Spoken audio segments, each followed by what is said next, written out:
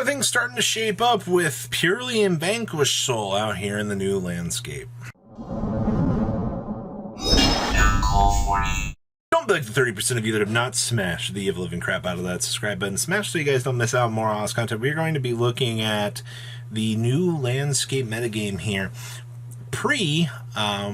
Interesting Duelist Nexus goodies here, which will be coming out here in about 3 weeks. So, Purely coming in as the most represented deck with 19.05% out here in terms of your overall representation. That is actually kind of, it's to be expected.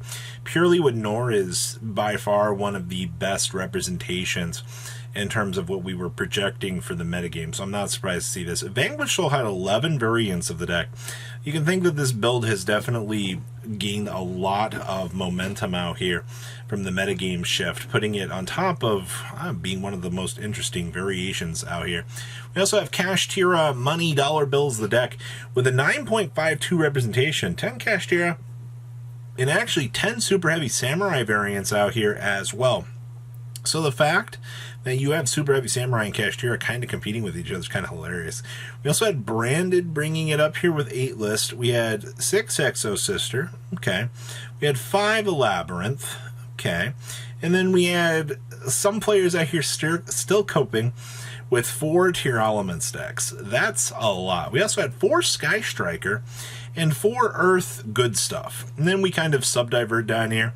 You see Bysteel, Runic, and Adamancipator, which Adamancipator, Earth Good Stuff is very interesting right now. We have Dragon Link, Pendulum Magician, and then Eldritch, Flaunder, Sword Soul, adding Mr. Salamangreat, Shaddoll, Math Mech, Thunder Dragon, Anti-Meta Beats, Valence, Phantom Knights, and even Hero of all things, stepping up here to kind of showcase a very interesting breakdown here overall for what we've been seeing just in terms of raw numbers. Now keep in mind this is just raw numbers and top placements here showcasing a lot of the good stuff. The first list that we're going to be looking at here is actually some Ice Jade with Rite of Armesier. Now I will say in terms of how this deck has kind of showed itself, I love Ice Jade with how the deck wants to play and the way it wants to set up. The fact that you get access to the whole Rite of Armesier package in here with Water Enchantress, extra water support is always going to be awesome. Now keep in mind that this build is playing a sphere mode and a way to actually search for the sphere mode.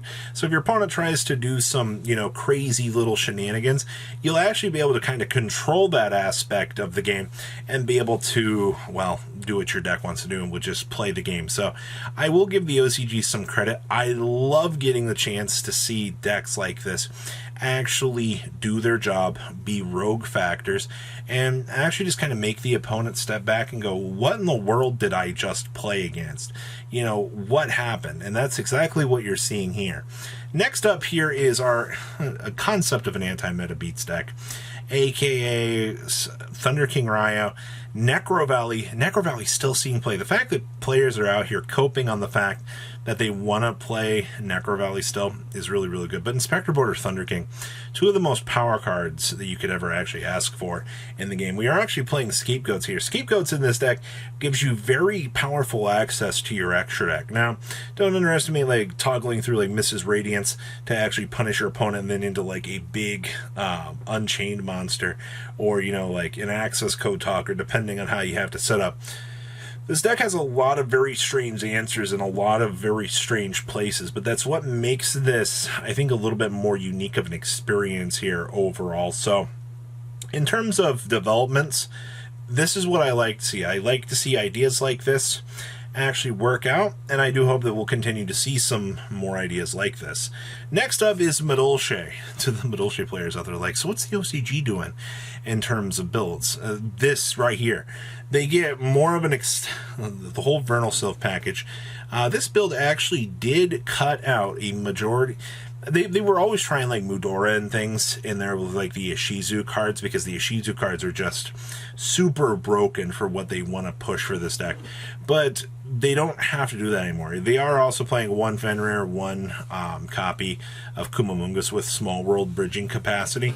I think we've seen a little bit of Small World stuff possibly with this deck, but it hasn't been anything that I feel like has stuck around too much as of late. It is incredibly strong, don't get me wrong, but there are so many cool little things that you can do with this deck in terms of like your hand trap ratios that you really need to consider, by the way. But deck absolutely still a metagame contender for sure. Next up here, we have some Salamangreat. The fact that Salad still is in the capacity that it is in the OCG is so interesting to me. I see that we are playing the Salamangreat Link 4. What are you doing? What are you playing the Salad Link 4? Nobody has played the Salad Link 4 in forever, but I guess for whatever reason, this duelist felt that being able to reincarnation it through itself as a stepping stone to trigger the effects was probably better value. I mean, I guess, to be honest with you, having a monster that can apply some sort of pressure like that is good, and it is the deck's boss monster, but Update Jammer Transcode Talker, I feel like, is just the much better win method. But I guess if you have dedicated slots to the extra deck that you can afford, why not?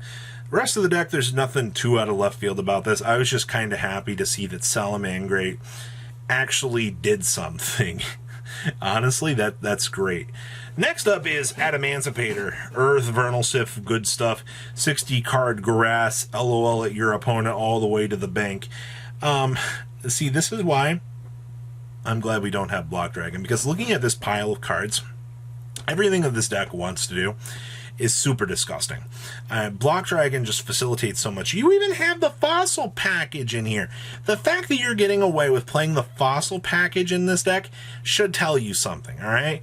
The fact that you're getting away with playing those cards and you're like, oh, you know, this just facilitates a whole larger amount of combo, really does say a lot more about this deck overall. So do kind of keep that in mind. The whole Fossil package just adds so much extra flavor to this. Alright, if you were to play against something like this in the TCG, if they had this, your combo ceiling is through the roof. I mean, look at the extra deck. Look how nice it is. You even have the Firewall Singularity Dragon in here to make. What in the world? Next up here, we have Tearlaments. Oh boy, this is Cope Turbo. Alright, so this deck does now get access to Globulb. I forgot they got Globulb. Globulb makes that Cherry Beast even easier for this. Alright, maybe I'll admit just a little bit. Watching an Ishizu card be tuned with Globulb, right, makes the Nat Cherry Beast, and then your opponent has to kind of look around the room and go, I don't have an out for that.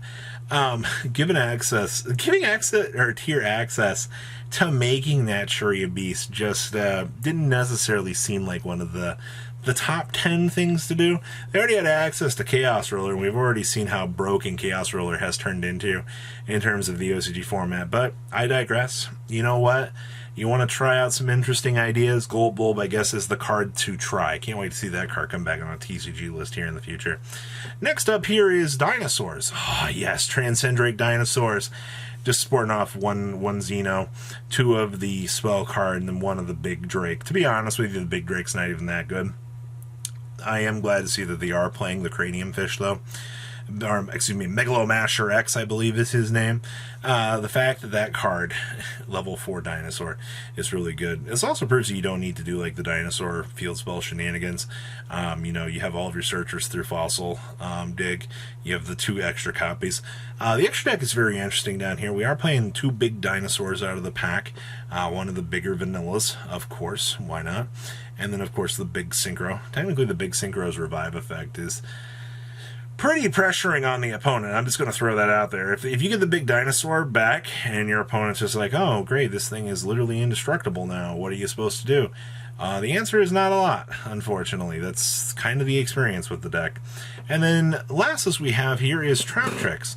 You know, I was very curious to see like what differences that the OCG had really in terms of builds, but like the first big thing I see down here is obviously Globulb to make that Cherry Beast, because why would you not make, if you can play a Globulb and spice in a Nat Cherry Beast in case you actually see it, why would you not, evidently? Also the fact that they do like to play 2 Treacherous Trap Holes in a lot of these builds. OCG definitely has a thing for Treacherous Trap Hole. I've always seen that has been a thing with a lot of their builds, but it's always very curious to see it actually work out. That's everything that we have for this video. Please leave a comment down below, tell me what you guys think, and I'll see your beautiful faces back here later today, guys. Peace out. Patrons, thank you. Thank